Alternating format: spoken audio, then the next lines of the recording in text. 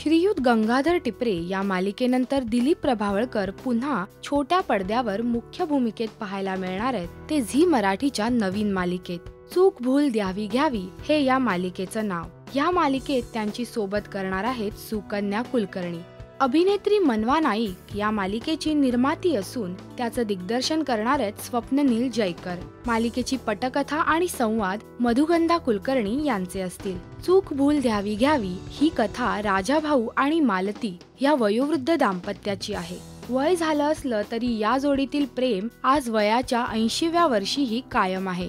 चूक भूल द्यावी घ्यावी या लोकप्रिय नाटकावर आधारित याच नावाची मालिका आता प्रेक्षकांना बघायला मिळणार आहे. या मालिकेचा पहिला प्रोमो नुकताच झी मराठीवर प्रदर्शित झालाय.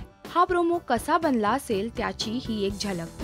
तुटलेला दात तुळशीत लावला तर परत घेतलो ना. वय काय हो तुमचं? 83. मग नक्कीच येईल. द्या.